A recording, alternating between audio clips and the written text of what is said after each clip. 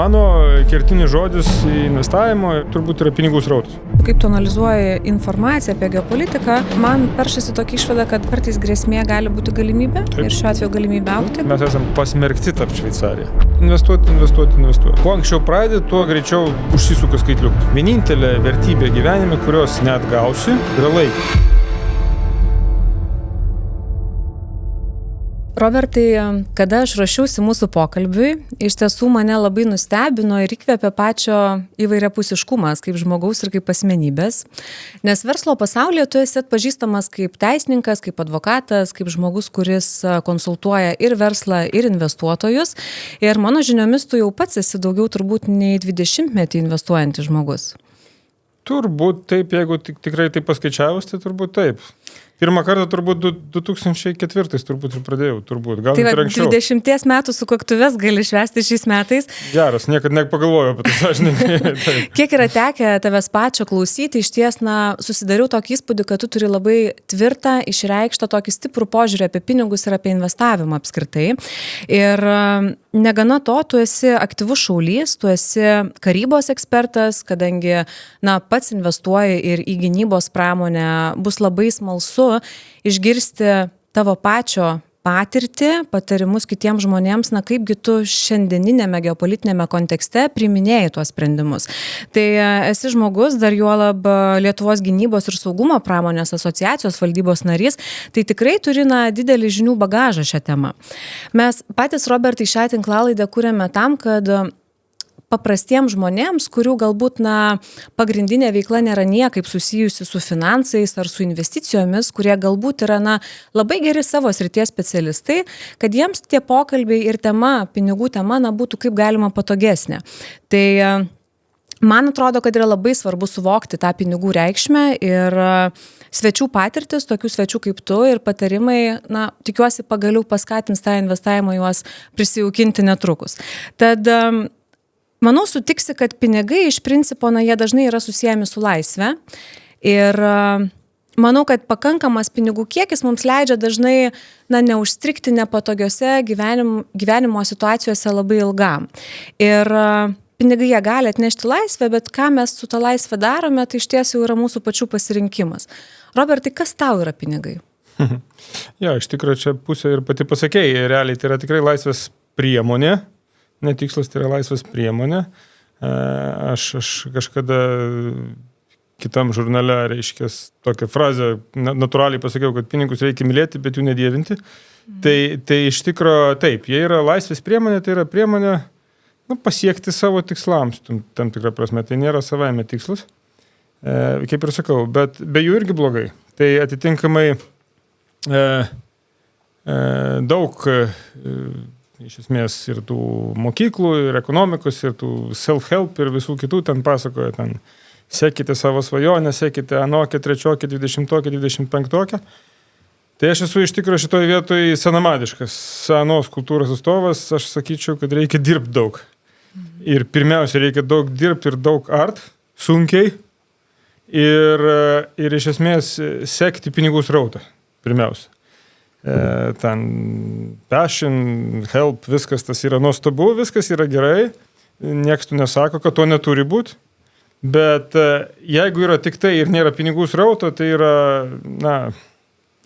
hobi geriausiu atveju reiškia, bet ne veikla ir ne gyvenimo, reiškia, sakykime taip, ne pragyvenimo šaltinis ir to labiau ne investicinė veikla, ne?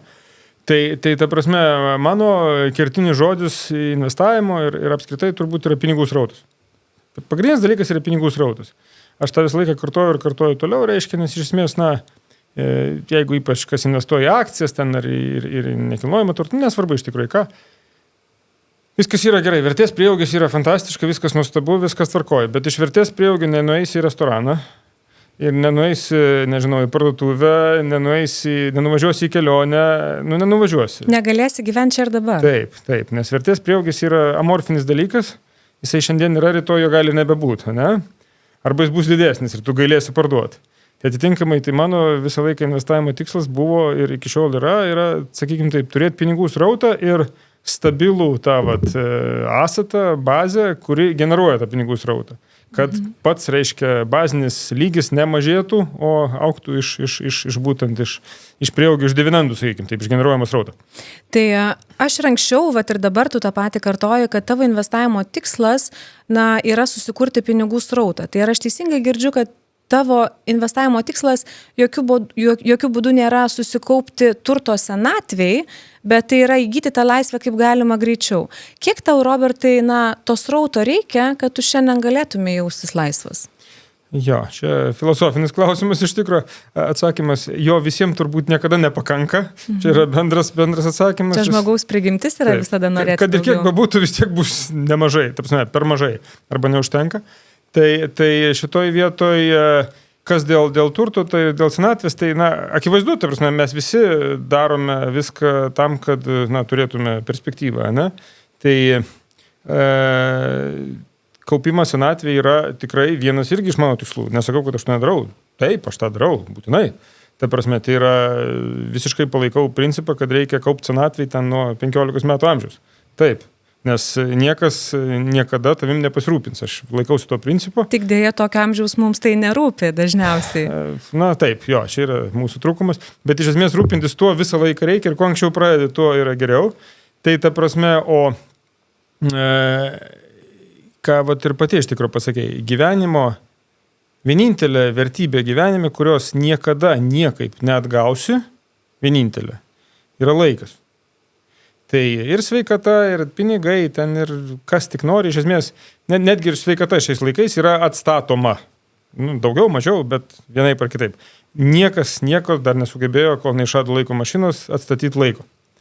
Tai iš esmės laikas yra svarbiausia ir tai ką ir pati sakei, kad iš esmės pinigų srautinis investavimas, jisai suteikia tam tikrą galimybę ribotą, ne absoliučiai, nieko gyvenime nėra absoliutaus, galimybę turėti gerą laiką čia ir dabar, kol tu galbūt to nori.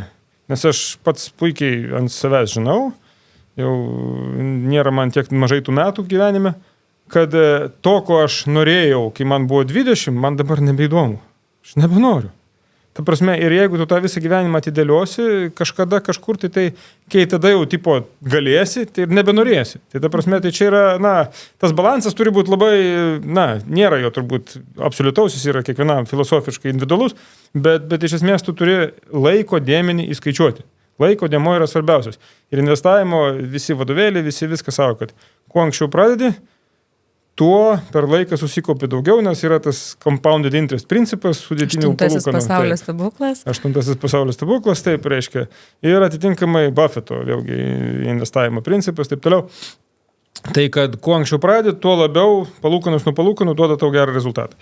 Tai iš esmės, toks ir tikslas. Kuo anksčiau pradėsi, tuo tikimybė didesnė, kad anksčiau ir turėsi pakankamą kritinę masę, kuri leis A reinvestuoti ir B pasilikti šiek tiek savo.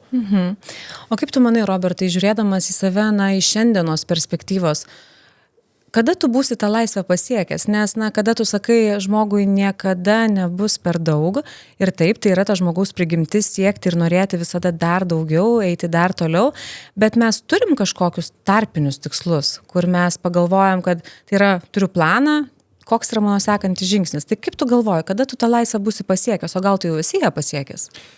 Manau, kad tam tikrą prasme jau esu, tikrai. Iš tikrųjų, vėlgi, laisvės, filosofija dabar, laisvės šaknis yra ne norėti daugiau ir turėti daug, o laisvės šaknis yra norėti mažai ir turėti kiek reikia. Ta prasme, tai kuo mažiau tu norėsi, tuo būsi laisvesnis. Tai čia labai paprasta filosofinė taisyklė. Ir šiaip vėlgi, kadangi esu toksai žmogus prie karo ir prie kovinių šaulių daug metų jau, tai vieną dalyką esu supratęs iš tų veiklų. Žmogui nereikia nieko. Reikia gal kažko apsirengti, sneakersų, šokoladuko ir iš esmės peilio. Realiai daugiau nieko nereikia. Žmogus yra labai, labai mažai reikalaujanti būtybė iš esmės. Ta prasme, viską, ką mes esam prisidarę, prisigalvoję, prisikūrę, čia yra civilizacijos, reiškia, toksai, antstatas, pavadinkim taip. Bet realūs, tikrieji žmogaus poreikiai yra minimalūs. Ir iš esmės, didžiąją dalį tų mūsų nelaimių mes prisigalvojame patys savo. Per tą savo norą, sakykime taip, neišgyventą kažko, noriu ten, nežinau, sąlyginis Ferrari, noriu ten dar kažko tai. Jeigu viso ko labai daug norėsi, niekada nebūsi laisvas. Tai pirmiausia, laisvės ieškoti reikia galvoj savo, pirmiausia. O pinigai tai yra priemonė tai laisvai pasiekti. Tai iš esmės, kaip sakau, kiekvienam yra norų lygis skirtingas, individualus ir šitoj vietoj ta finansinė laisvė, aš kažkada buvau savo užsibrėžęs tokį tikslą seniai čia, dar seniais laikais, kad 5000 eurų per mėnesį pasyvių pajamų. Tai iš esmės, kažkada tai atrodė labai daug. Po visų čia mūsų infliacijų, tai nebeatrodo visiškai daug, reiškia, ir netgi tos laisvės nelabai čia turbūt ir duoda. Netgi pagalvok čia, žiūrėk, ar čia užtenka elementariom reikmėm padengti, reiškia. Viskas relatyvu, aišku, kaip sakau, gyvenime, bet ta prasme, vienintelis ir pagrindinis mūsų priešas, tai yra infliacija.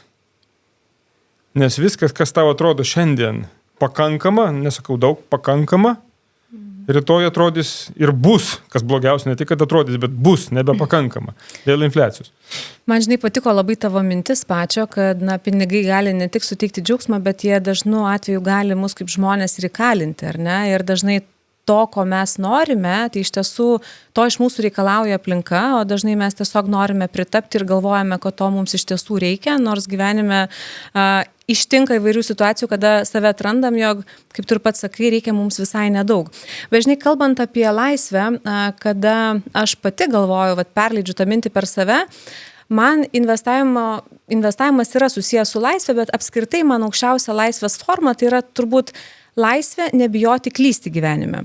Ir nebijoti klysti, tai gali apimti visas gyvenimo sritis, bet jeigu mes kalbam apie tą finansinę gerovę ir iš kurios ta laisvė kyla šiuo atveju, kad ir paprastas pavyzdys, jeigu aš turiu kažkokią tai verslo idėją ir aš noriu ją įgyvendinti, turint tam tikrą nuosavą kapitalą, man tiesiog pradėti, gali būti lengviau. Aš tiesiog jaučiuosi atsakinga tik prieš save, neprisiimu įsipareigojimų dar ar ne prieš trečiąją šalį ar kitas šalis.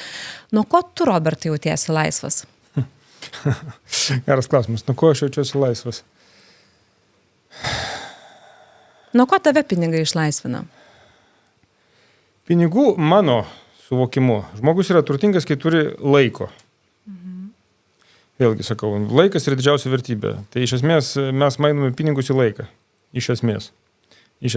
Tai vėlgi lengviau pasakyti negu padaryti, bet toks bent jau yra tikslas, ne, kad pinigų srautas tau turi duoti galimybę turėti laisvą laiko. Yra viena iš tų ekonomikos teorijų, ten žinia daug yra, bet viena iš, kad visų mūsų ekonominių veiksmų ir pastangų ir šiaip gyvenimo tikslų, reiškia, pagrindinis, ultimatyvus pagrindinis tikslas yra iš esmės nieko neveikti. Tai yra, sakykime taip, tinginystės tikslas, ne? Turėti galimybę tingėti ir nieko neveikti. Tai viena iš tų yra ekonomikos teorijų, ne? Tai iš esmės taip, tai yra, reiškia, tai kitaip tariant, laisvė yra tai, kad tu neturi rūpintis kasdieniam smulkmenom. Finansiniai dalykai tavęs turi neslėgti iš esmės. Tai vėlgi ten, tai atitinkamai, turi kur gyventi, turi ką pavalgyti, reiškia, turi kur išvažiuoti, reiškia, turi ten, baziniai paprasti dalykai, kurie yra reikalingi, kad normaliai egzistuoti, sakykime taip. Ar tu ten turėsi, nežinau, sąlyginiai pavyzdys kelnes vienokias ar kitokias, laisvės tau labai nepridės iš esmės, ta prasme. Tai šitoje vietoje reikia, sakykime taip, žiūrėti į viską sveikų protų. Ir aš vadovaujuosi šiaip stoikų filosofiją, stoicizmu. Labai, aš turiu šiaip gyvenime dvi filosofijas, kuriomis vadovaujuosi. Tai daosizmas ir stoicizmas, reiškia iš esmės. Viena yra kiniečių, kita yra graikų, romėnų, ne? Tai ta prasme, tai stoikai visą laiką sakė, kad tu turi kiekvieną rytą atsibust, reiškia, su ta mintim, kad tuoj nieko neturėsi. Ir tai tau duoda ultimatyvę laisvę, iš esmės.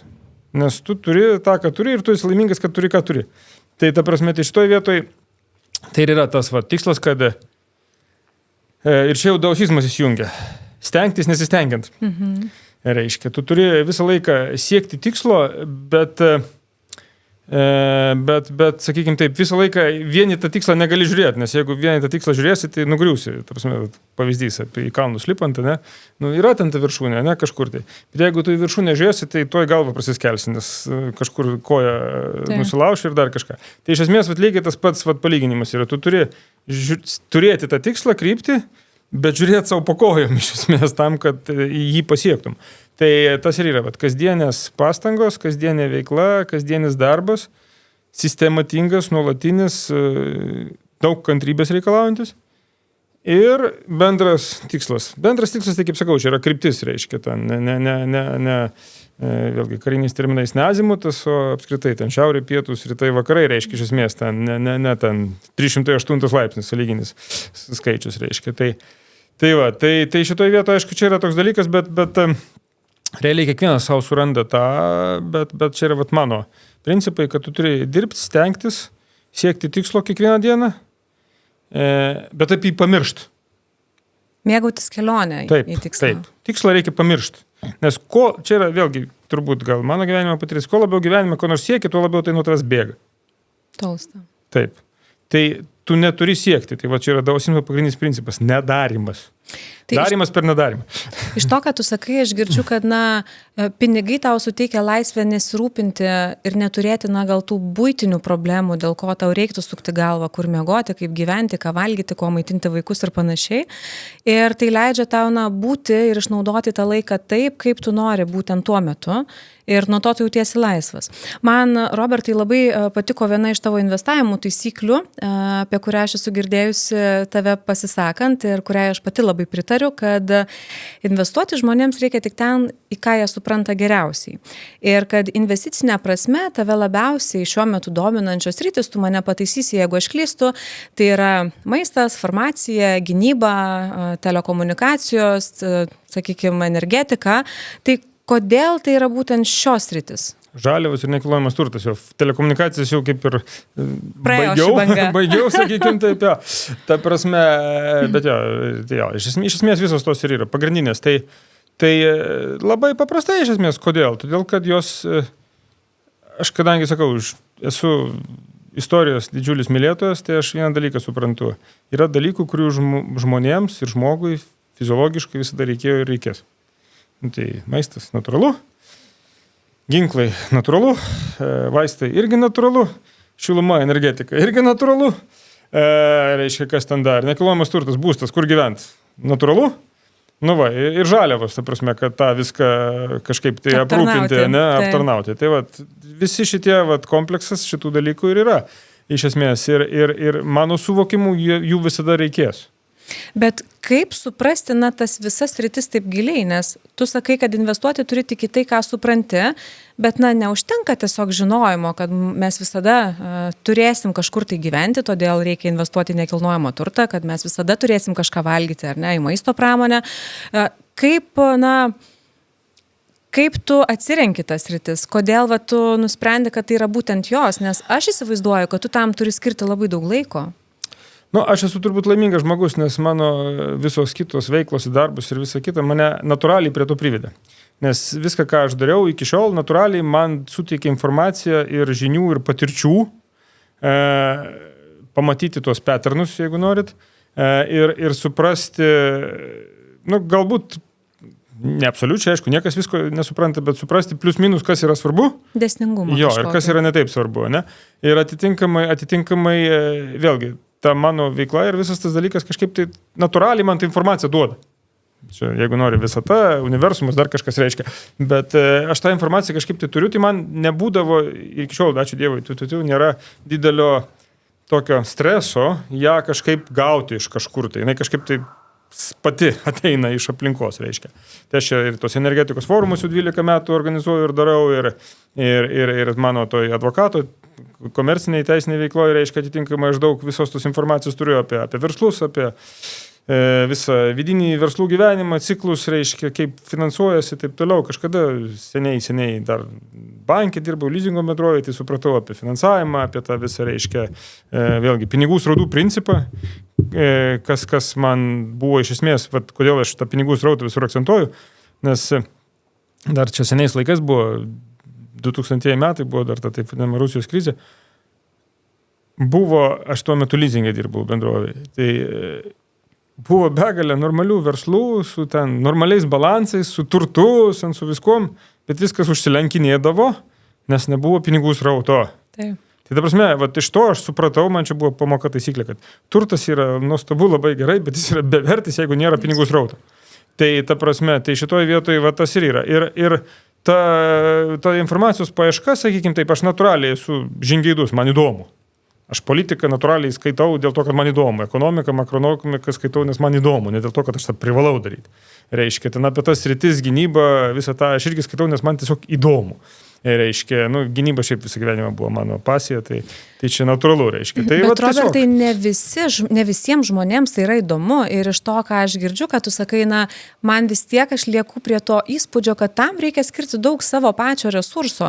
Kaip tu ir sakai, tu galbūt taip gyvenimo susiklosti atsitiktinumo dėka arba nebūtinai, kad tu esi ten, kur tu esi ir tu tą visą žinių bagažą, kurį nešioji, tu jį tiesiog natūraliai įgyjai per patirtį, per laiką, bet jeigu yra žmonių, kurie galvoja, kad teisingai Robertas sako, va čia yra tos sritis, be kurių žmonės negalės gyventi. Aš noriu jas investuoti, bet aš neturiu Roberto žinių bagažo. Ką tu gali jiems patarti? Skaityti visi moka, aš taip tikiuosi. Daugiau ar mažiau reiškia. Tai atsakymas labai paprastas, iš esmės. Neprivalu ten čia tos rytis, čia nėra panacėja gyvenimą, apskritai pasaulyje panacėjos nėra. Vienam ten menas patinka, trečiam ten, nežinau, kriptovaliutos patinka, ketvirtam ten, nežinau, kas patinka, ten pašto ženklų korekcionavimas. Nesvarbu, belekas, ta prasme, gyvenime. Tai kadangi tu tą kaip ir sritį žinai, plius minus, tai nuo to ir pradėk.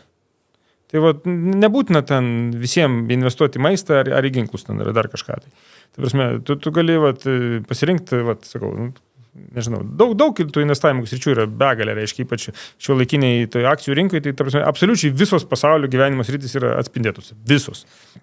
Ir šitoje vietoje tu tiesiog žinai, kas tau patinka, ir tiesiog ant to ir statai. Kiekvienas žino, kas jam patinka. Būna, aišku, žmonių, kuriem niekas nepatinka, bet ta prasme, tada jau tiesiog reikia išsirinkti, kas patinka, ne? Čia kaip Trumpas sakydavo, kuo labiau aš stengiuosi, tuo labiau man sekasi, ne? Ir kuo labiau aš stengiuosi, tuo labiau man kažkas patinka. Tai mūsų smegenys taip sudėliotos yra. Kuo labiau stengiasi, tuo labiau pasiekim mažesnių ar didesnių, reiškia, sėkmių ir tas duoda tau endorfinų, laimės. Papildoma motyvacija. Ir papildoma motyvacija. Ir kuo labiau dirbi, tuo labiau noris ir tuo labiau gaunasi.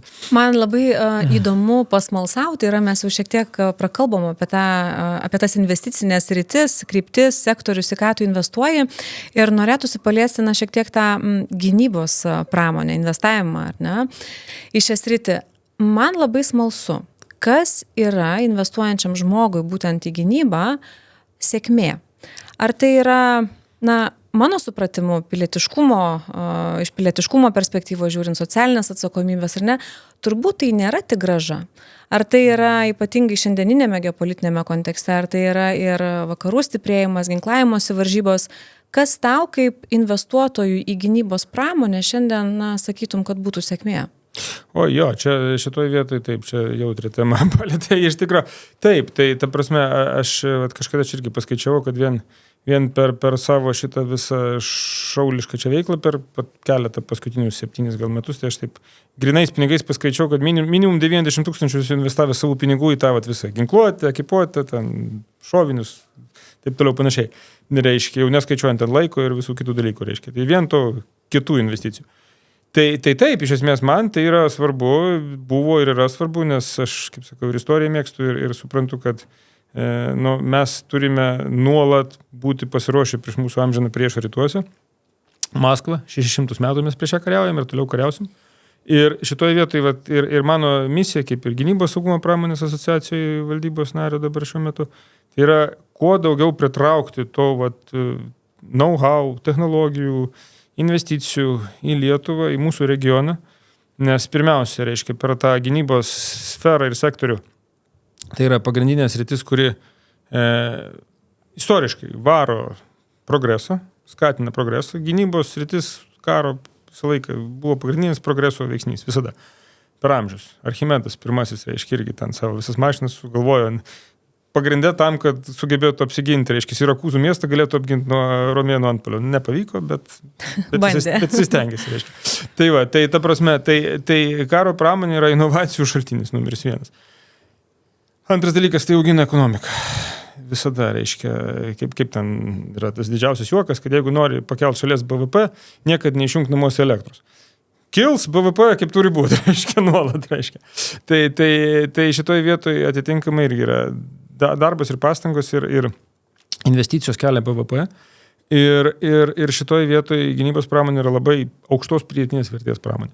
Tai mano čia šiuo atveju dabar ne kaip investuotojo, kaip piliečio, kaip žmogaus, kaip patrioto, reiškia, tikslas yra būtent, kad Lietuva mes turėtume savo tiekimo grandinių saugumą, turėtume galimybę patys pasigaminti to, ko reikia, bent pagrindinių dalykų, kad būtume, reiškia, tas angliškas žodis resilient. Ir tai ilgalaikiai perspektyvoje tuo pačiu mes įgyvendinsim per tai ir savo socialinę politiką, ir visuomenės gerovės politiką, ir ko tik tai nori, nes tai yra viskas susiję, tai yra sistemos dalis, reiškia. Ir tai yra, kas 30 metų čia buvo bandoma Europos kontinente pamiršti dirbtinai, kad daugiau karų nebus, istorija baigėsi, taip toliau. Nesąmonė, aš per daug esu istorijos gyvenime skaitęs, kad nors būčiau sekundį į tom patikėjęs, tai ta prasme, čia yra viena iš amžinųjų sričių ir grąža yra šitoj vietoj, sakykime taip, visuomenės resilience. O čia yra ta ultimate grąža ir kiekvienas iš mūsų turime stengtis bent po kruopelytę prisidėti. Kas daugiau, kas mažiau. Vienas krusdė mažesnė krupelė neša, kita didesnė neša, kiekvienas ir neša. Tai mes daugiau čia kalbam apie tą tokią emocinę grąžą, ar ne, kurią mes gaunam, žinodami, kad esam saugus, bet dėl to be abejonės turim daryti tam tikrus žingsnius. Ar yra patarimų, kuriais tu galėtum pasidalinti, be to, kad žmonės gali tapti šauliais, gali ar ne daryti kitus dalykus, kaip mes galim tapti saugesni, stipresni kaip valstybė, kaip šalis, agresoriaus akivaizdoje. Ar gali pasidalinti kažkokiais tokiais ir investiciniais, praktiniais patarimais, kur tu pats investuoji dar į gynybos pramonę, kalbant apie tą jau tokį techninį investavimą, finansinės grąžos atžvilgiu? Taip, tai finansinės grąžos, aišku, vėlgi, čia yra šiek tiek, kaip ir minėjau, dabar jeigu pradėjau, tai mano tikslas yra dividendinė grąža, dividendinis pajamingumas. Tai šiek tiek yra problemų su gynybos pramonės įmonėm, kad jos su tos dividendais taip ne visada draugauja. Reiškia, jos arba moka mažus, arba nemoka jų, reiškia. Bet iš esmės, jeigu taip be didelių filosofijų, tai yra didysis tas penketas pasaulinis. Tai yra 5 gynybos pramonės pagrindinės įmonės amerikinės, aišku. Tai Lockheed Martin, Northrop Grumman, reiškia Raytheon, Boeingas, L3 Harris, Honeywell, nečiau dabar daugiau privardinau, reiškia. Bet Europoje tai čia kas Thales, Raytheon, šitas Rheinmetall, tas pats Airbus, reiškia. Ta prasme, tai šitos pagrindinės ir žiūrim, reiškia, ir iš esmės išsirenki, kas tau labiausiai patinka. General Dynamics dar nepaminėjau, General Atomics, yra irgi labai svarbios. Iš tikrųjų, nes iš esmės jos yra gana diversifikuotos, sakykime taip, arba daug įvairių veiklų apima, bet vis tiek vienos ten labiau į vieną orientuojasi, kitos į kitą, ten tas Lockheed Martin, pavyzdžiui, į kosmosą ir aviaciją orientuojasi, Raytheonas orientuojasi ten į priešraketinę gynybą, labiausiai raketinės technologijas, ten General Dynamics, tai visos yra antžeminės sistemos, tankai, jeigu norit, paprastai reiškia tie patys Abramsai Strikeriai. Tai ta prasme, ir pasirenki. Pasirenki arba į kelias, arba ten kaip į fondą, visas 5 įmeti, reiškia. Tai būdų investuoti jas tikrai yra. Aš džiaugiuosi, kad tu pasidalinai net konkrečiais pavadinimais, nes galbūt auditorija nėra girdėjusi apie kai kuriuos iš jų ir turės pagaliau, kaip sakai, skaityti moka visi, tiesiog reikia ar ne pradėti pakilti nuo sofos ir judėti link to. Kitas rytis, kurios mes dar nepalėtėm ir kuri iš ties yra, mano supratimu, mūsų lietuvių labiausiai ko nemėgstama ir mes galvojam, kad mes ją labiausiai suprantam, kartais net sakom, kad tai yra trečioji mūsų religija, tai yra nekilnojamasis turtas. Žinai, man atrodo, kad dabar ta banga yra šiek tiek apslūgusi investuoti į nekilnojamo turtą tiesiogiai, bet tik jau Euriboro pakilimo, tai tikrai, jeigu lietuvis turėdavo, dažnas lietuvis, nesuabsoliutinu visų, bet jeigu turėdavo minčių investuoti ir būdavo ten papildoma kapeika kišeniai, tai visą laiką galvodavo apie butą nuomai. Dabar tų galimybių investuoti nekilnojamo turtą, jų iš ties yra įvairesnių, tos pačios ar ne sutelktinio finansavimo platformos, tai yra kaip paskolos užtikrinamos ant, bet vis tiek tai yra susijęs su tuo, beje, jos irgi gali būti srautinės, nes tas palūkanas kas ketvirtį jau moka, gali būti nekilnojamo turto obligacijos, gali būti jau profesionalesniems investuotojams skirti nekilnojamo turto fondai, be abejonės mažesniems yra prieinami biržose listinguojami nekilnojamo turto fondai. Ar tu pats investuoji nekilnojamą į turtą, jau kaip ir užsiminiai, kad investuoji, bet man labai smalsu, kaip tu tą darai? Jo, aš tai tradiciškai pradėjau, aišku, turiu aš tų turtų įvairiuose šalyse, reiškia. Tai va, bet kaip ten sako, reiškia, kaip sakoma, mažiau profesionalus arba mažiau finansiškai išprūsę investuoja tiesiogiai, kiti ten investuoja per finansinės priemonės, ne? Tai ne vienas turbūt būdas nėra absoliučiai teisingas, kiekvienas turi savo pliusų ir minusų. Tai iš esmės, kaip ir sakau, reiškia, aš turiu ir taip, ir taip. Ir turiu ir nuomai, reiškia, turiu ir savo, ir turiu ir per akcijas, reiškia, per fondus investavęs į nekilnojamą turtą. Tai iš esmės, vėlgi, tikslas yra koksai, reiškia, labai iš praktinio dalyko. Investuoti į fizinį nekilnojamą turtą, aš dabar pasakysiu keliais lygmenim. Asmeninių lygmenių, reiškia, ir tada po to jau visuomenės lygmenių. Tai investuoti yra gerai, turėti savo būstą yra, mano galva, būtina. Reiškia, nes tai duoda saugumą ir tada leidai žmogus savo apskritai apsižiūrėti aplinkui, kas pasaulyje darosi. Ne? Jeigu tu visą laiką slegia kažkas, tai kur tu čia dabar darysi, ką gyvensi, tai tau tas ramas yra ribotas, reiškia, atminties pajėgumas, tai tu galvosi kažką kitų. Savo nuosavas būstas yra, mano galva, būtinas dalykas. Geriausia, aišku, be paskolos. Bet,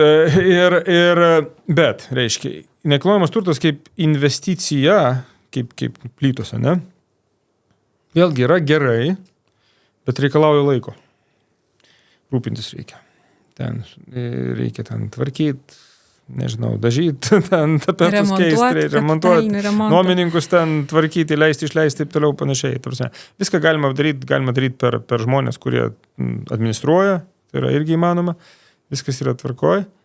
Bet iš kitos pusės investuoti per akcijas, tai yra paprasta ir iš esmės laiko kainuoja santykinai mažai, o aptarnavimas, kabutėse, jo apskritai gali ir nebūti. Reiškia, domėtis turi, bet tas domėjimasis nėra dažnai toks laikui intensyvus, kaip kad realus priežiūros mechanizmas. Tai iš esmės, tai mano šiuo metu didžiausia investicija į nekilnojamą turtą, galiu čia drąsiai pasidalinti, labai žinoma, beje, yra ligoninių, reiškia, tas reitas, taip vadinamas, Real Estate Investment Trust angliškai, MPW, reiškia, Medical Properties Trust. Tai tikeris Mike Papa Whisky, MPV. Tai ne reklama čia, reiškia, bet aš pats tiesiog esu daugiausiai į tą idėjas ir vis dar dedu. Ir tai yra iš esmės fondas, kuris turi 400 dabar berods 30 ar 35 ten ligoninės pasaulyje ir iš esmės nuomoja tas ligoninės operatoriams, tai yra gydytojams. Tai yra nuomos verslas, ūkiškai tariant, ne? Ir ta prasme, tu nusipirki akcijas viešai ir gauni kas ketvirtį dividendus. Dividendinis pajamingumas dabar yra, čia kaip ten skaičiuoti reiškia, bet iš esmės 10-15% tam intervalė. Ir ką, ir viskas iš esmės. Ir tu realiai nelabai bet turi rūpintis. Reiškia, kaina akcijų, jinai sviruoja visada, taip, jinai volatili šitos konkrečios akcijos, labai volatili netgi. Gali net 8% per dieną suvaikščiot be problemų. Gali, reiškia. Bet, ta prasme, tu į tai nekreipi dėmesio, jeigu nenukrenta, dasipirki dar, reiškia, ir viskas, ir augini tą srautą, reiškia. Dividendus ir investuoji, bazę augini ir auga tau gražiai tau, reiškia, iš esmės. Bet, nes, vėlgi, mano bazinis principas yra toksai. Ligoninių visada reikės. kol yra žmonės, kol dirbtinis intelektas dar pasaulio neperėmė, žmonės vis tiek norės gydytis. Neišvengiamai. Tai ligoninių visada reikės, ligoninės nekilnojamas turtas yra, reiškia, vienetinis, jis yra specifinis, jo pakeičiamumas yra labai ribotas. Tai tu nepastatysi ligoninės per dieną konkuruojančias, ne? Tai va, tai ta prasme yra įėjimo rizika, sakykime taip, įėjimo thresholdas aukštas, naujų žaidėjų. Ir ta prasme, mano suvokimu labai saugus biznis, ilgalaikiai perspektyvai, mano suvokimu. Aišku, čia oponentai pasakytų begalį kitų argumentų prieš, visada yra už prieš, bet čia sakau, čia mano yra investicinė tezė. Tai iš esmės, vienas iš konkrečių pavyzdžių. Tai yra daug labai tų reitų, reiškia Real Estate Investment Trust, kurie yra prekiaujami viešai. Ir yra jie vis esmės įvairiausi, yra ir diversifikuotų ten, kur įvairias rytis padengia ten ir tas, nežinau, vienas iš tokių yra plataus mastų, tai yra tas Realty Income, tikeris, Oscar tikeris, reiškia, tai jie ten viską turi, ir komercinės, ir gyvenamasis, ir taip toliau. Ir yra, kurie tik į gyvenamasis investuoja, yra ten tik, kurie komercinės, tik į ten, nežinau, prekybos centrus, ten dar kažką, reiškia, begalė yra tų variantų pasirinkimų. Vieni ten vienokie, kiti kitokie, reiškia. Tai pasiėmė, išsirenki, reiškia, iš esmės. Tai šitoje vietoje vėlgi, tu per tą finansinę priemonę turi galimybę dalyvauti su savo ten maža suma ir gauti gražą. Nes tam, kad tu nusipirktum ligoninę, tai čia net milijonų ir 2 turbūt neužteks, ne? Čia reikia daug milijonų. Bet tai jeigu tu daug milijonų neturi, tai tada dalyvauji per tai, ne? Jeigu turi daug milijonų, gali ir tiesiogiai nusipirkti, reiškia, tų kelias ligoninės ir tikėtina graža bus geresnė, tikėtina. Nebūtinai, bet tikėtina. Tai bet čia, kaip sakom, kiekvienam vokiečiai turi posakį, demiedėm dizainą, kiekvienam pagal savo galimybės, ne? Tai šitoj vietoje, jeigu turi, sąlyginis skaičius 5 eurus, investuoji 5 eurus, gauni gražą nuo 5 eurų. Turi 5 milijonus, gali investuoti tos pačius 5 milijonus į tą patį, bet gali ir plytas nusipirkti, ne? O jeigu turi 5 eurus, bet nori plytas už 5 milijonus nusipirkti, tai išvada ką? Tu pasidarai banko vergas, nes tu pasiėmė hipoteką, pasiėmė skolą, kreditą ir tada jau iš esmės bankas gauna pasyvias pajamas, nebe tu. O tu esi įkaitas. Taip, tai šitoje vietoje. Robertai, aš girdžiu, kad tu esi labai didelis akcijų rinkų fanas. Pabandykim pamodeliuoti dabar tokią hipotetinę situaciją. Sakykime, jeigu tu nuspręstum pasididinti nekilnojamo turto dalį savo portfelyje, bet tų vadinamųjų reitų. Kokį investicinį instrumentą tu pasirinktum arba kokiu būdu tu tai darytum? Nes aš manau, kad galbūt tavo įžvalgą išgirs ir jie pasinaudos tie žmonės, kuriems nekilnojamas turtas kaip ta klasė yra vis tiek viena patraukliausių, bet jie vis dar nesiryžta tų veiksmų imtis. Ne, tai čia ir pačios minėta tai yra. Aš pats tiesą sakant nenaudoju, tai negaliu sakyti nebandžiau, bet vienas iš tų būdų yra tos sutelktinės platformos finansavimo. Yra daug tų žaidėjų įvairiausių, ten ir hipotekinių, ir nehipotekinių, ir visokių, ir per obligacijas, ten, per įvairius ten tos instrumentus tą darom. Tai vienas iš tų būdų yra, reiškia.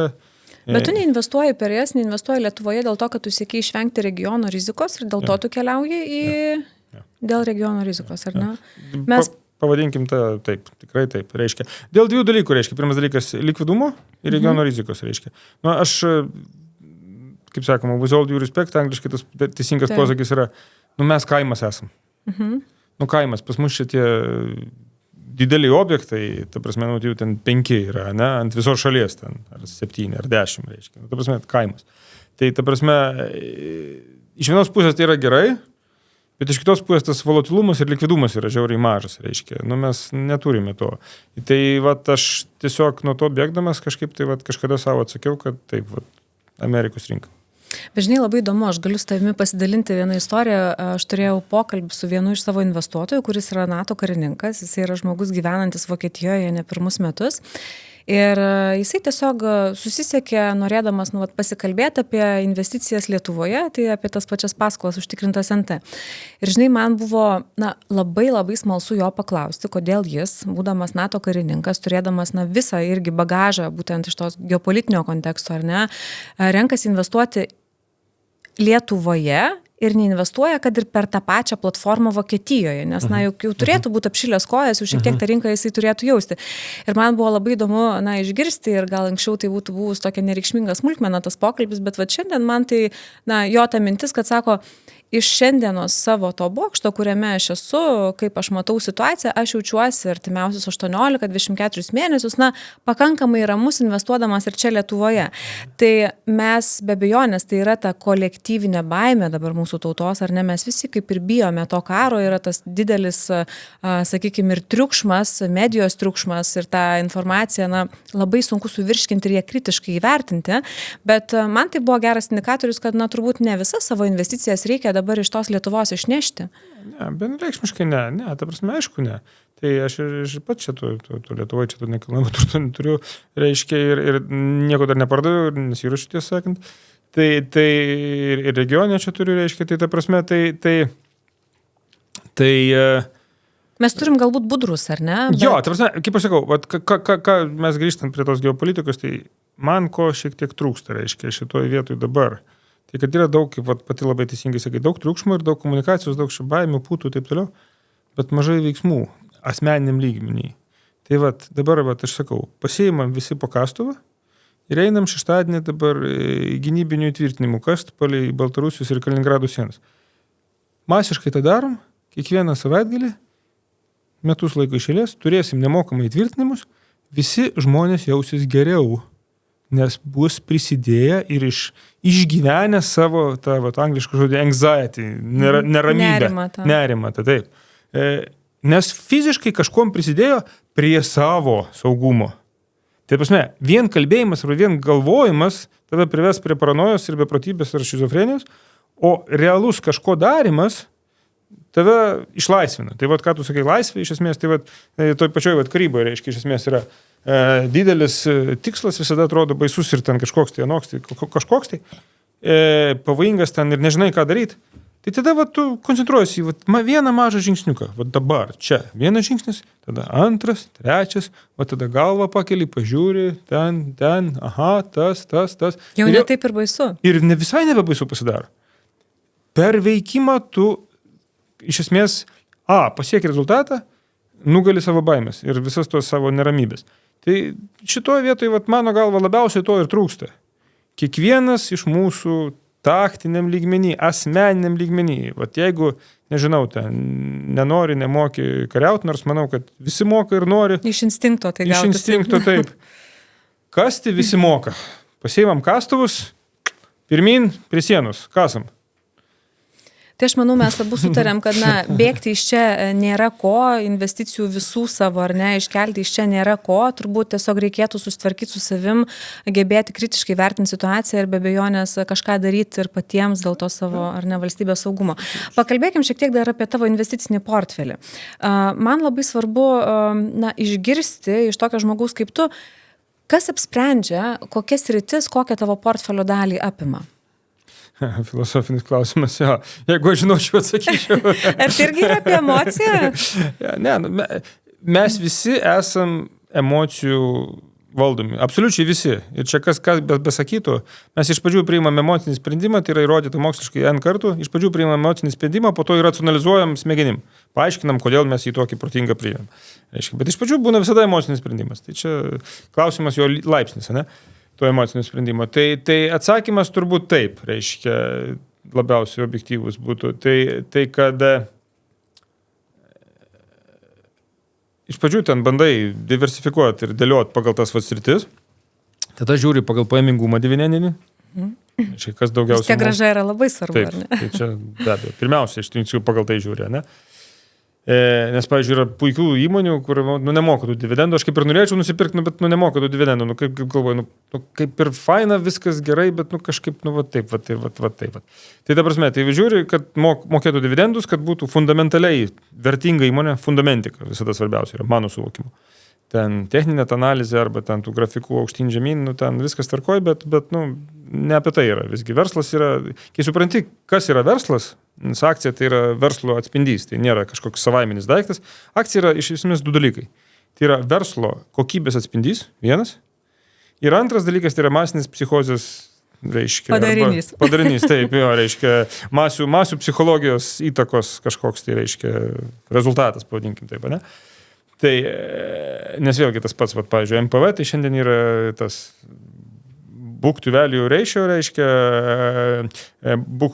price to book, reikia sakant, reiškia, balansinė vertė iš kainos, tai 0,36, reiškia, nu tai, va, nekilnojamas turtas, ne, tai perki už 30% vertės, reiškia, tai va. Tai čia, bet todėl, kad masių psichozė yra tokia, kad, reikia parduoti, ne? Visi taip pardavinėja, bet realiai tai nuo to, kad akcijas parduodi, tai verslo vertė neblogėja nuo to savaime, ne? Nuo to, sakykime, taip lūkesčio rinkoje. Tai vat visada yra tas uždavinys subalansuoti tos du dalykus, ne? Objektyvę realybę, nu kiek jinai gali būti objektyvi, tai yra va, tos plytos ir žemė ir verslo sveikata su jo vertinimu, ne? Tai iš esmės, tai tu tą ir darai, reiškia. Ir praktiškai, vėlgi, be jokių didelių beletristikų čia susiveda. Kažką nusipirki, tai vadinasi, užmetinka ar prisiriši prie kažko. Nu ir tada iš esmės žiūri, ne? Jeigu labai brangsta, tai bent jau mano atveju aš dažniausiai neperku. Bet jeigu pinga, tai perku. Jeigu pinga ir dividendus moka, tai aš perku. Vis perku ir taip užsiauginu tą poziciją. Su vadinamąja rinkos nuolaida, žodžiu. Taip. Nu ir tada jau ten ateina kažkoks tai, sakykime, tai psichologinis, kritinis momentas, kur atrodo jau gal ir per daug. Nu tada gerai, tada tą palieki, reiškia, ir eini prie kito kažkokio tai, reiškia, reikalo. Bet sakau, mano visa ta filosofija yra ta, kad tikslas yra, kad nereikėtų papildomų pinigų iš šono kišti į investavimą, o kad esamas dividendų srautas užtikrintų tą kas mėnesį tą sumą X, kurią tu esi nusistatęs, kad turi investuoti į akcijas. Tai čia gali būti 100 eurų, gali būti 1000, gali būti 5000, gali būti 100 tūkstančių, čia kiekvienam sava, ne? Tai ir tikslas yra, kad dividendai portfelio sugeneruotų tą minimalią mėnesio sumą, kurią tu ramiai tada investuoji ir lauki kito mėnesio. Tu jau ir anksčiau ir šiandien pokalbio metu užsiminiai, kad tavo investicinis portfelis tau generuoja 5000 eurų pajamų per mėnesį. Matematika tai čia labai paprasta, nes jeigu tu esi dividendinių akcijų mėgėjas, tai kiek moka jos dabar? 3-4%, tai tavo portfelis jau turbūt yra gerokai didesnis nei milijonas. Ne, nėra didesnis negu milijonas, nes mano tos vidutinės akcijos moka po 10, 11, 12% dividendų. Tai čia labai aukšti dividendai. Taip. Lyginant su visą rinką. Taip. Yra kelios, kurios ten po 5 moka, bet jo, mano tikslas yra nuo 5 žiūrėti aukštyn. Kokius tu tikslus savo keli ateičiai? Kas liečia investicinį portfelį, kaip tu matai save netolimoje ateityje?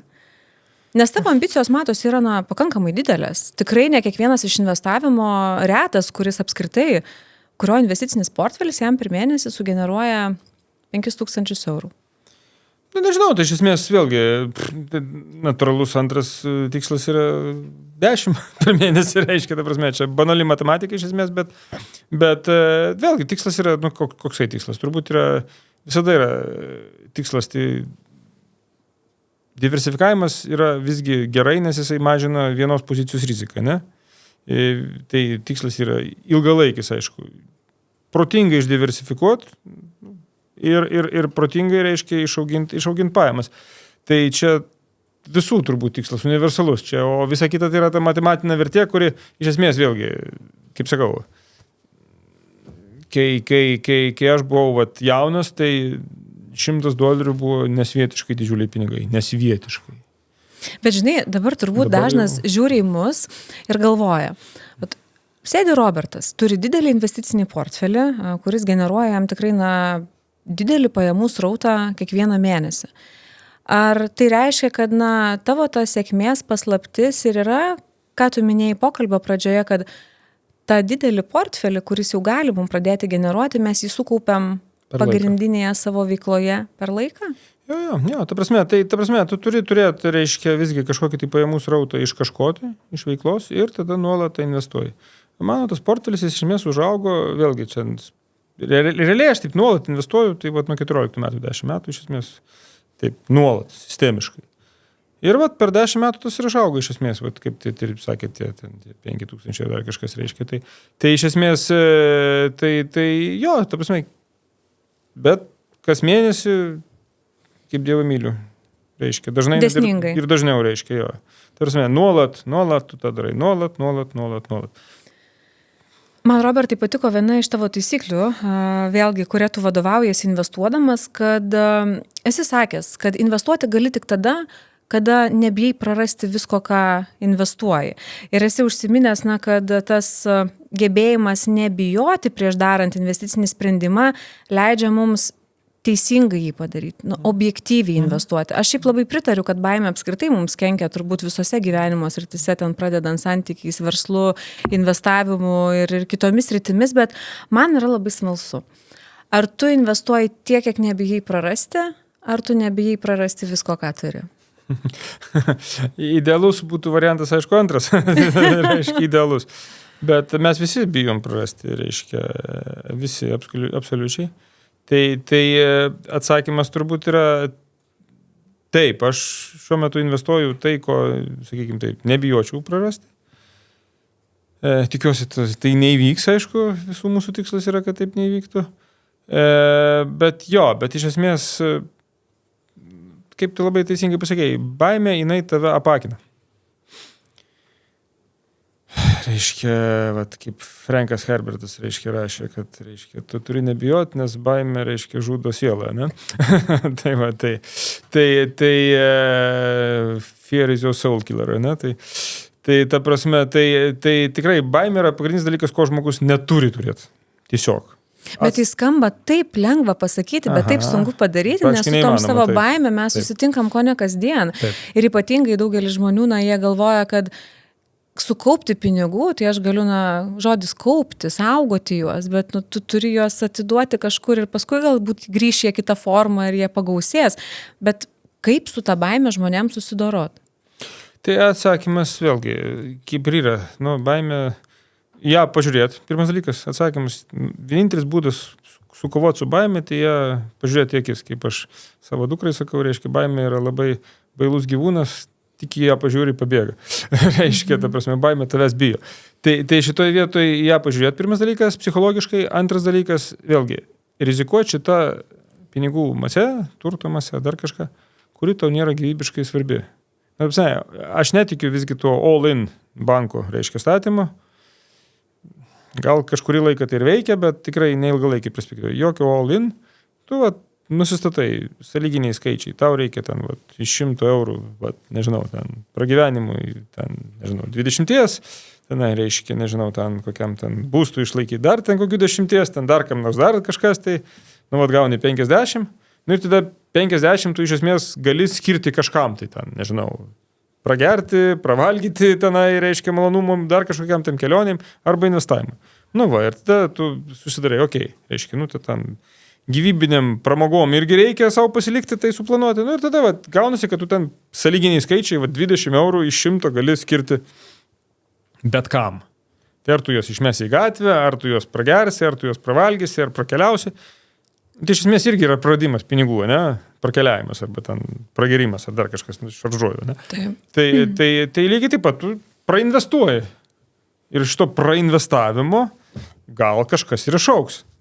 Iš pragerimo išaugs tik tai kepenų cirozė. Reiškia, o iš prainvestavimo gal kažkas ir išaugs. Tai ta prasme, čia taip šaržuojant, bet realiai taip yra. Ta prasme, atskirk tą daiktą, kuris tau nerūpi. Investuok tą dalį, kurios nebijai prarasti. Ir viskas. Ir ta prasme, ir tada tau nerūpės, nebijosi. Tai kaip tos yra tos akcijos, kaip ten, Sleep Well at Night, Swan, Swan akcijos. Tai investuoji gerą daiktą, kurį tu supranti, kad yra geras daiktas ir kuris dar grąžą kažkokią neša. Ir ko tu čia rūpintis, reiškia. Tai vėl tas pats, vėlgi, klasikinis pavyzdys, pakartosiu, 100 kartų visi kartoja, nusipirki būstą gyvenimui. Ar tau ten rūpi kiekvieną dieną, kokia tavo būsto vertė? Nerūpi 100 metų tau. Kol nenori parduoti, niekada apie tai net nesusimąstai. Absoliučiai. Tai iš esmės nusipirki akciją gerą, kuri tau patinka, ir užmiršti tu apie ją. Ir viskas. O nuspręsti, ar ji yra perspektyvi, turbūt vis tiek turėsi įdėti įdirbį arba turi rinktis trečias šalis, kurios gali tau padėti. Jo, čia yra sunkiausia dalis visada, reiškia, čia reikia drąsos išsirinkti. Reikia drąsos, dabar šitą dedu ir dedu. Būtent iš šitą. Tai ta prasme, vėlgi, vokiškas posakis yra qual de val, reiškia, tai pasirinkimo kančia. Reiškia, tai ta prasme, pasirinkimo kančia visada jinai yra didesnė, mažesnė, kiekvienam individualiai, bet iš esmės vėlgi. Tai kaip aš sakau, tai dėl to yra tos taisyklės, kaip mano atveju. Išsirinkis ten tas 6 sritis, išsirinkit dividendinį pajamingumą, kad ten būtų toks, koks norisi. Pažiūri fundamentiką įmonės, ar ten verslas logiškas, ar ten, šiaip yra logikoje, turinys yra. Ir viskas. Robertai, yra tavo gyvenime buvę atveju, kada tu priimi investicinį sprendimą, investuoji, bet nesijauti tikras. Ar tu visada, atlikdamas investiciją, jautiesi tikras ir patenkintas savo pasirinkimu? Prisipažinsiu, tas antras variantas. Šiaip nebuvo ne karto taip, kad visiškai būčiau kažkokią nesąmonę padaręs. Ne. Nežinau, į ką čia patrankyti reiškia, bet iš esmės ne. Ta prasme, kažkaip tai bandau prisiminti, netgi sakyčiau taip realiai per, kiek čia 10 metų, tai turbūt vieną poziciją esu į mažą nuostolį pardavęs. Niekad gyvenime nesu nieko į nuostolį pardavęs. Tai aš labai džiaugiuosi, kad tu šiandien esi čia, nes turbūt mūsų auditorija įsikvėps iš tavęs minčių ir to požiūrio pačio, kurio vadovaudomės, ir jie galbūt padarys mažiau klaidų. Žinai, dar kalbant apie tas pačias baimės, yra įprasta visuomeniai, imtis tokių veiksmų, tai yra laikyti savo pinigus indėliuose ir mes turim dabar virš 20 milijardų. Ir jie žmonės tai daro, turbūt kam? Tam, kad apsisaugotų nuo kažkokių tai gyvenimiškų netikėtumų, nuo kažkokių tai galimų ar neplanuotų įvykių, kurie galbūt gali neigiamai paveikti jų asmenį ar šeimos gyvenimą. Ar tu pats laikai pinigus indėliuose? Arba įnamojoje sąskaitoje? Indelį laikau, taip.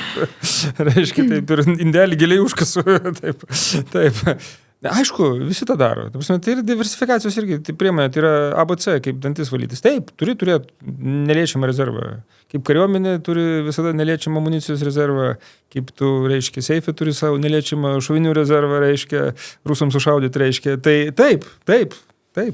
Tai vadinasi, kad nesvarbu, kokio dydžio yra tavo portfelis, tą rezervą tu turi turėti, ar ne? Tai vėlgi duoda galimybę nebijoti ir ramiai miegoti dėl investicijos. Nes tu žinai, kad, gerai, prarasi, iš bado nenumirsi dėl to, reiškia. Tai, ta prasme, tu turi turėti rezervą, aišku. Ta prasme, rezervo dydžio klausimas, čia yra filosofinis, vėlgi. Vienam tiek daug, kitam tiek, bet, ta prasme, tu jį tikrai turi turėti, reiškia. Ir netgi patartina, reiškia, tam tikrą dalį turėti grynais pinigais. Čia visus, vėlgi, vadovėlinės tiesos sako, nes visų krizinių atvejų, reiškia, kad galėtum čiupti ir bėgti, jeigu ką. Gryni pinigai visada yra gerai, reiškia. Nors vėlgi, atvirai, čia turėjau apie grynus pinigus, toksai praktinis pavyzdys, reiškia, vienas čia toksai žmogus, ukrainietis. Praeitą savaitę su juo čia kalbėjau, reiškia, iš Chersono kaip tik bėgo. Buvau Chersonės irgi prieš neilgą laiką. Tai jisai, kai dar rusų okupacija buvo, reiškia, bėgo iš ten to Chersonos, viską, ką ten turėjo susirinko, reiškia, su šeima ten važiavo, per Krymą, reiškia, ten į Gruziją, per Gruziją į Turkiją, ten taip toliau, reiškia. Iš Turkijos ten į Bulgariją, reiškia. Ir ką, bulgarai, reiškia, ant sienos jį ten iškratė. Viską iškratė, reiškia. Rado 15 000 grynais eurų.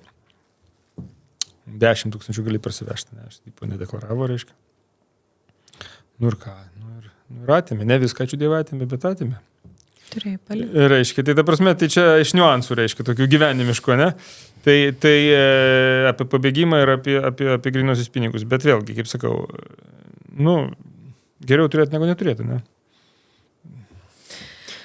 Robertai, kalbant, žinai, apie tą pačią baimę, mes jau kaip ir kalbėjom, kad tai yra kolektyvinė ta baimė, karo baimė, ko mes kaip tauta bijom šiandien. Ir tu iš ties, man labai smalsu, kaip tu analizuoji tą situaciją apie geopolitiką, nes kai reikia priimti sprendimus dėl investicijų ypatingai ir jeigu tos investicijos yra čia Lietuvoje arba čia regione pačiam, nes paprastam žmogui, kai mes vėlgi kartojamės ar nesam tam tokiam informaciniam triukšme, labai sudėtinga tą informaciją vertinti kritiškai.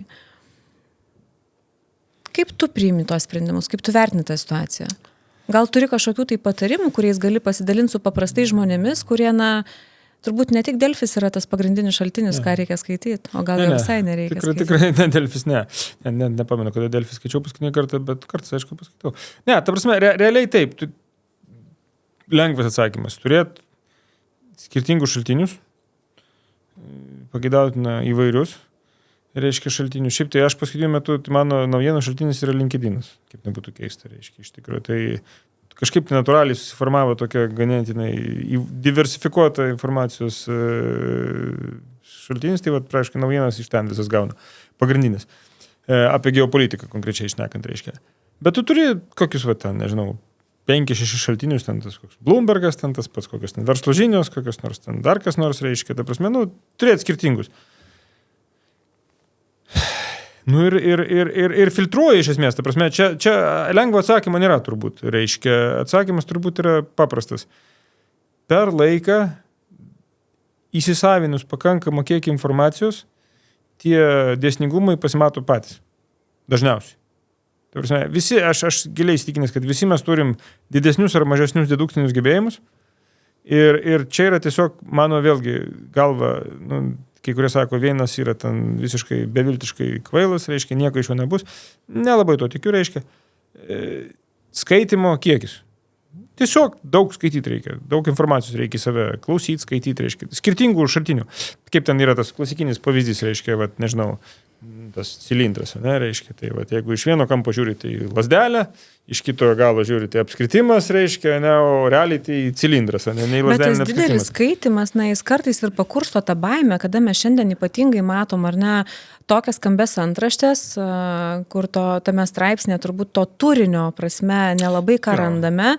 Tai turbūt skaitydami mes kartais galime tą baimę ir įsivaryti, o ne nuo jos pabėgti. Galime, ta prasme, čia yra... Ar yra kažkokia tiesa, šiai dienai, ką tu sakytum, kad tu kaip iš investuotojo batų, kaip žmogus ar ne karybos ekspertas, aktyvus šaulys, esantis įsitraukęs į tuos saugumo klausimus, kuris sakytų, kad vis dėlto tai netiesa? Netiesa kas? Kad, kuo šiandien, pavyzdžiui, tiki ta plačioji visuomenė, kas liečia investicijas į mūsų kraštą. Aš manau, kad mūsų kraštas yra, sakykime, taip, perspektyvus, ilgalaikį perspektyvų, reiškia, ir pas mūsų fundamentika tai yra nuostabi, šiaip tai. Aš, tikrai esu daug kur per tą pasaulį prakeliavęs ir pamatęs jį. Tai mūsų kraštai, mūsų regionas yra, sąžininkai, tikrai yra geriausia vieta gyventi pagal tą gyvenimo kokybę. Kainos, kokybės, visoje kitokie, ten kokį reik nori santykiai. Tikrai pas mus yra fantastika. Gamtos kiek daug, natūra, viskas, ta prasme, čia yra rojus, prasme, vietom oras galėtų būti kartais geresnis, bet čia irgi savų pliusų yra tame. Tai, ta prasme, tai čia mes turim didžiulį pliusą. Visuomenės pas mus yra mažos. Tai yra irgi didžiulis pliusas, reiškia. Ekonomiškai gal nelabai, bet socialinė prasme tai yra didžiulis pliusas. Tie žmonių kiekiai didžiuliai, reiškia, tarsi yra, socialiai, žmogiškai tave vargina tas dalykas, ilgalaikiai perspektyvai. Tai čia yra vėlgi didžiulis pliusas. Mes turim labai aukštą mokslo išsilavinimo lygį. Technologinį lygį turim aukštą. Reiškia, infrastruktūra pas mus nuostabi.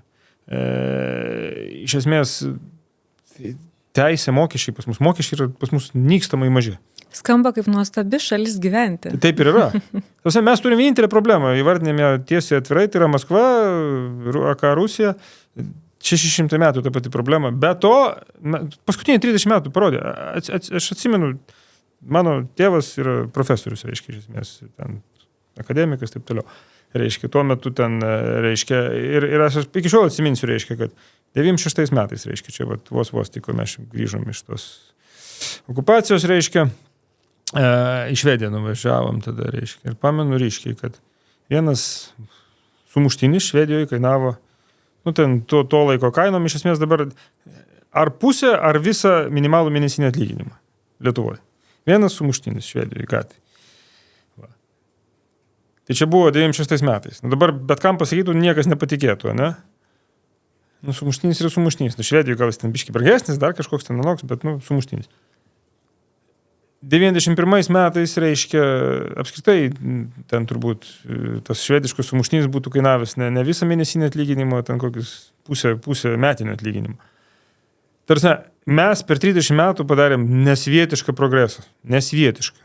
Ir tai yra įrodymas, kad mes galim ir esam protingi ir gebantis ir kaip visuomenė mes esam tikrai unikalūs. Ir tikrai tai yra mano įsitikinimu geriausia vieta gyventi. Tikrai. Sąžiningai. Dėl to aš esu pasiruošęs ginti šitą vietą ir dėl to aš ir gyvenu. Tai šitoje vietoje aš esu didžiulis to regiono čia viso patriotas, nes, kaip žinot, aš esu pusiau estas, pusiau lietuvis, reiškia. Tai aš turiu čia tą platesnį regioninį vaizdą, ne tik vien, reiškia, Lietuvos. Tai šitoje vietoje taip, ta prasme, bet kitas pavyzdys, reiškia, dabar aš iš istorijos visą laiką sakau, reiškia, 2 pavyzdžius duosiu, Izraelį ir Pietų Koreją. Tai Izraelis, kai atgavo, išsikovojo nepriklausomybę, galima sakyti taip, gavo nepriklausomybę 48 metais, tai Izraelio mintis buvo, ekonomikos pagrindas buvo, jūsų nuomonė koks, ką jie planavo daryti labiausiai 48 metais. Iš ko apskritai visą ekonomiką statyti. Tikslas buvo statyti ekonomiką ant apelsinų auginimų. Čia buvo Izraelio ekonomikos vizija. Reiškia, auginsim apelsinus ir gyvensim. Viską pakeitė, kaip žinia, kas, karas. Turėjo kariauti už savo išgyvenimą, ne? Turėjo investuoti į gynybą, turėjo daryti, stengtis, nemiegot. Pasidarė geriausia, sakykime taip, kariuomenė regione, o tai ir pasaulyje. Pasidarė vieną iš geriausių gynybos pramonių pasaulyje, pasidarė apskritai viena iš geriausių ekonomikų pasaulyje. Tas pats Pietų Korėja. Prieš karą 50-53 metų Pietų Korėja buvo vargšas agrarinis regionas. Šiaurės Korėja buvo turtingoji Korėja. Tai, visa pramonė, viskas buvo šiaurėje. Karas, reiškia, atjungtas pusiasalis, de facto sala, jokio susikimo su pasauliu. Šiandien Pietų Korėja, absoliučiai drąsiai galiu teikti, yra labiausiai išsivyščiusi valstybė pasaulyje. Labiausiai. Tai ar aš teisingai girdžiu, kad, kai aš klausiu, kaip tu analizuoji informaciją apie geopolitiką, man peršasi tokia išvada, kad kartais grėsmė gali būti galimybė. Taip. Ir šiuo atveju galimybė augti, galimybė... Spyris į užpakalį. Kažką daryti. Tu šiek tiek užsiminė, ar ne, kad pats... Kitas pavyzdys Brazilija. 500 metų neturi savo teritorijai karą. 500 metų. 500 metų. Nuo to, kai atplaukė Portugalai, net pilietinių realiai karių ten pas jūs nebuvo. Priešingai negu pas visus kitus. 500 metų. Šiaip turėtų, nežinau, ten Marse visi gyventi pagal tą tokį lygį, ne? Jeigu mūsų patirtis ir mūsų pastangas ekstrapoliuoti. Bet, nėra ten vargšo šalis, bet tikrai ne pati geriausia pasaulyje šalis. Nesvajonių taip pat. Taip, jo. Kodėl? Dėl to, kad, išorinio stimulo nebuvo. Tu pats užsiminėjai, Robertai, kad esi, turi ir estiškų šaknų ir pasišnekėkim šiek tiek apie tą investicinę aplinką Baltijos šalyse lyginant su vakarų Europą, nes man pačiai visai neseniai teko rašyti straipsnį tema apie tai, kokią investicinę grąžą uždirba investuotojai investuojantis vakarų Europoje per mano atstovaujamą investicinį instrumentą, tas pačias šaltinio finansavimo platformas ir ką jie čia uždirba Lietuvoje. Ir iš tikrųjų, pasižiūrėjus, ką aš matau, kad tie, kurie investuoja, pavyzdžiui, Vokietijoje, jie šiai dienai uždirba 6-8% metinę grąžą ir tikrai turi gerokai silpnesnės užtikrinimo priemonės, negu mes turim čia Lietuvoje, kada čia investuotojas gali uždirbti nuo 8 iki 12% metinę grąžą, ar ne, kas ketvirtį tas palūkanas irgi turėti srautą, bet lygiai taip pat jie dažniausiai turi pirminį turto įkeitimą. Ir tas augimas, apie kurį ir tu kalbi, kad Lietuva per paskutinius 20-30 metų jinai yra plenkusi tikrai ne vieną, ne dvi ir tikrai nemažai tų Europos valstybių pragyvenimo lygių jau. Ir tai ateina ta grąža ir iš to spartaus augimo ir turbūt iš tų dar neišnaudotų galimybių. Kaip tu matai tą mūsų Baltijos regioną investicinę prasme? Ar mes dabar kaip investuotojai, tu manai, kad yra palankus metas naudotis progą, fiksuotis didesnės grąžas čia negu vakarų Europoje, ar vis tik, ką tu patartum?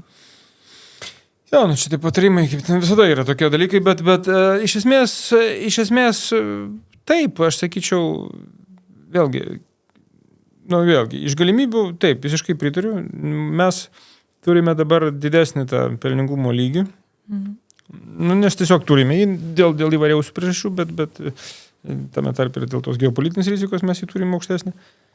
Tai tas pats, grynas pavyzdys, vyriausybės obligacijos Lietuvos ir PVZ Portugalijos. Ne?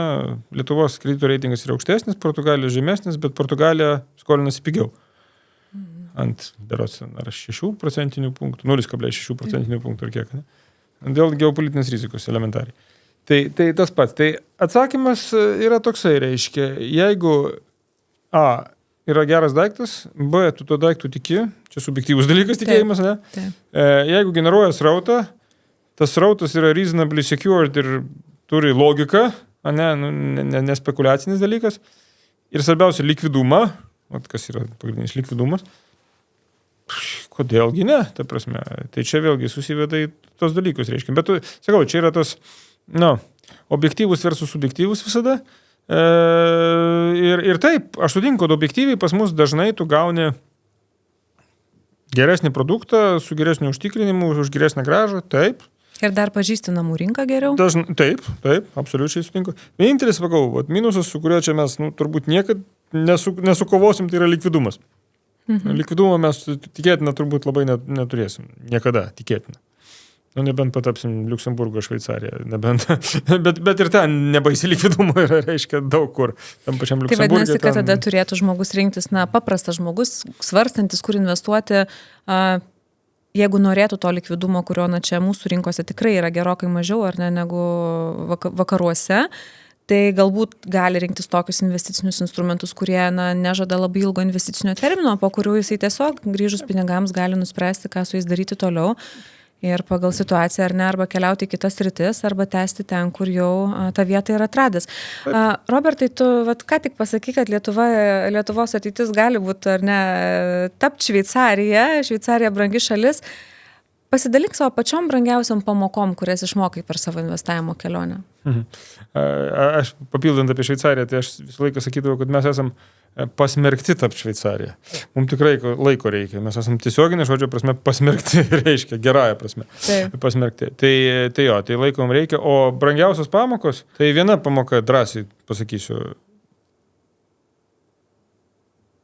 Jeigu nusprendai ką nors pirkti arba ten parduot, tai ir pirk ir parduok.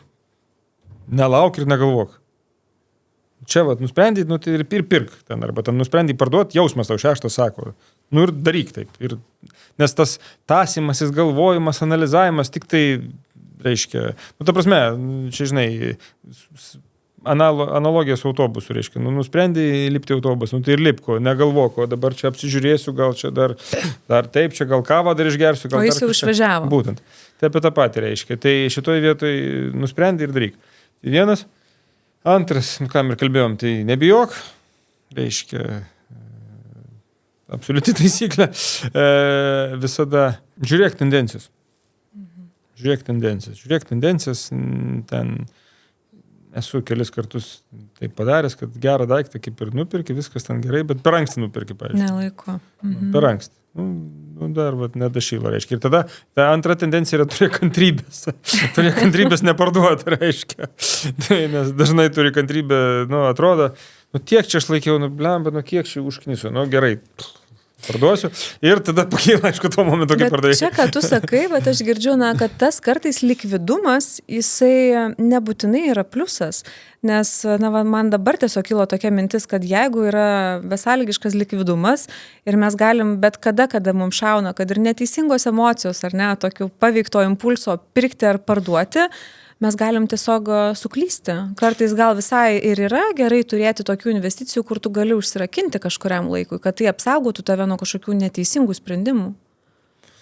Čia, jeigu tu esi, čia kiekvienam psichologiniam tipui skirtingai yra, reiškia, jeigu tu esi volatilus psichologiškai, tai užskaityčiau, kaip ten sako, geriausias investuotojas yra bežionė, kuri ten arba juodą arba baltą pasirenka ir po to yra šitas žmogus su kuo ten, reiškia, su Alzheimeriu, kuris nusipirka ir užmiršo, reiškia. Tai ta prasme labai praktinis dalykas. Apie iš savo gyvenimo patirties kažkada čia. Čia toks kvailas, kuriosinis atvejis, bet kažkada ten per SEBO platformą pradžioje dar investuodavau. Ir šitą, ten tokias norvegiškas akcijas pirkau. Šitas. Lašišų auginimo. Viskas ten geras akcija ir aš tuo metu tiesiog ten techniškai, reiškia, kažkaip tai kaip ten parduodė, reiškia, tai ten aš pasilikdavau savo vieną akciją, tam, kad jinai ten kabėtų to eilutę ir man nereikėtų jos ten ieškoti iš to sąrašo. Aš kažkada pardaviau, užmiršau tą vieną akciją, palikau. Ir užmiršau, literaliai užmiršau ten daug metų. Tai šitą, po to čia kažkada pažiūrėjau, ten 600% augo. Reiškia, tiesiog, ta prasme, jeigu būčiau ten ne vieną akciją pasilikęs, o kažkiek daugiau, tai 100 kartų būčiau pardavęs, reiškia, prieš tai, reiškia, bet taip, žinai. Lengva situacija visada vertinti, ar ne, retrospektyviai, kada žinom jau, bet ateities dėja niekada nežinom ir kaip tu sakai. Kartais užmiršti yra gerai. Užmiršti be abejonės, ypatingai akcijų rinkoje, tai yra turbūt pati geriausia strategija. Robertai, keliaujant šiek tiek link pabaigos ir iš dabartinės perspektyvos, kada pasidalinai tomis išmoktomis pamokomis, ar tu esi nusimatęs dar savo investavimo kelionėje, išbandyti kažkokias tai naujoves, artificial intelligence, ar tai būtų technologijos, ar būtų kažkokios kitos, naujos įdomios rytis, ar atvirkščiai, tu turi planą šiandien ir tu tiesiog jo vadovaujasi ir neplanuoji nieko keisti?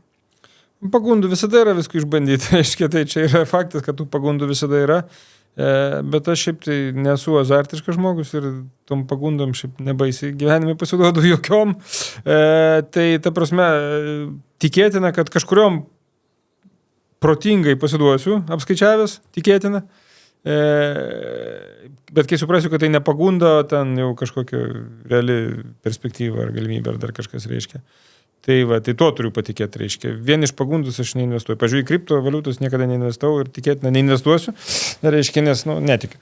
Tiesiog, nes mano galva tai yra netikiu. Tiesiog, reiškia, bet ar tu nemanai, kad tas vadinamasis galbūt iki 10% portfelio ta dalis money for funny, ar ne? Kai sako, kartais gali leisti, nepraleisti tam tikrų galimybių ir tai yra turbūt ta portfelio dalis, kuri labai neskaudės, jeigu... Gali. Ne, aš tikrai nepretenduoju būti teisus, absoliučiai. Čia tiesiog mano tas būdas. Ir taip, tai yra vienas iš dalykų, taip. Bet tos galimybės išbandyti kažką naujo dar tikrai neatmeti. Aš jos neatmetu, pirmas dalykas, bet aš nejaučiu tokio, kaip ten sako... Pasitenkinimo, ar ne? Ne tai, kad pasitenkinimo, bet poreikio arba spaudimo tą daryti. Tai ta prasme, tai man visai gerai tą konservatyviai savo liniją laikyti ir viskas. Ir kažkaip tai tiesiog vėlgi gyvenimas yra patvirtinęs tą, kad bandyti geriau nuosekliai po truputį, bet į tą kryptį, negu ten su dideliais nuokryptais iš šonus. Robertai, visiškai pabaigai, aš noriu tave pacituoti ir paklausti, ar tu dar ir šiandien tebegalvoji vis taip pat. Tavo pagrindinė taisyklė tai yra neprisirišti prie turto ir jis be abejo labai svarbus, bet visada turi suprasti, kad tau jo nereikia ir kai tai supranti, jis pas tave pats ateina. Tai ką mums daryti, kad tas turtas pas mus ateitų? Čia daosizmas, iš principo, čia yra daosizmo pagrindinis principas. Tai ką daryti, ne? Atsakymas, 2 atsakymai. Pirmas, tai dirbti, stengtis, bet nenorėti. Man čia paradoksas, ne? Dirbti, stengtis, bet nenorėti. Tai čia yra, ir čia kirtinis žodis yra nenorėti. Ir, ta prasme, nesiekti. Ta prasme, ne tas, angliškas yearn, ne, tas yra, tas, geisti, lietuviškai turbūt, ne? Tai to neturi būti. Nes tas geismas jis tave apakina. Bet jis galbūt kartais tave įkvepia. Bet ir apakina. Jis dažniau apakina, negu įkvepia. Ta prasme, jis gal ir įkvepia, bet dažniausiai ne ten, kur reikia. Ir ne toj vietoj, reiškia.